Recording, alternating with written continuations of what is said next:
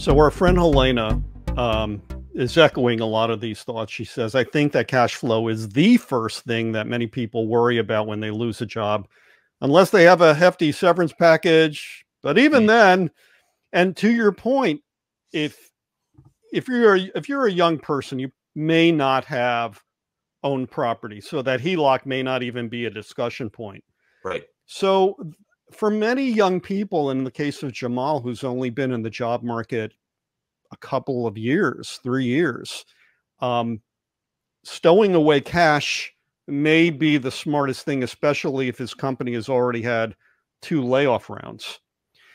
The problem is there's no consensus now as to how much cash one should have at their disposal. When I was in recruiting, Dave, for over 20 years, people would say 6 months at least. I don't think that's actionable anymore. Why? Because we have inflation through the roof post-COVID. And also people are leaning on their credit trade lines, their revolving credit cards. So they may have credit card debt. On top of that, I don't know about Jamal, but he may have student debt. That further complicates this discussion, doesn't it? Yeah, absolutely. And it is very circumstantial. So I'll give you a couple examples here. So, if it's a single person in a very volatile industry, maybe they're working at a startup company. That's an extreme example.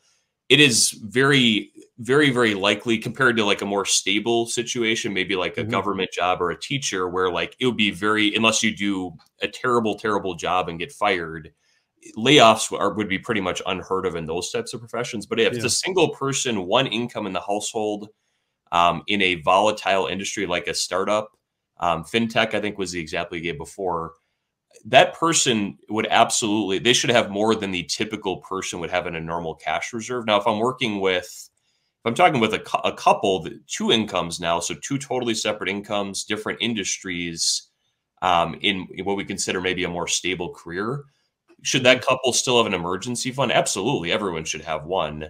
But I would argue the first example, the young single, 1 income professional, in a higher risk industry, they should absolutely have more capital, more cash on hand for the unexpected. Again, if one person gets laid off, yeah, I mean, that would be unfortunate. We obviously, that's still a circumstance that's got to be dealt with, but you still have, hopefully at least half of the income coming in. So it is really circumstantial. I've had clients that, feel comfortable keeping 2 or 3 years of their, income in cash. I think that's an extreme example.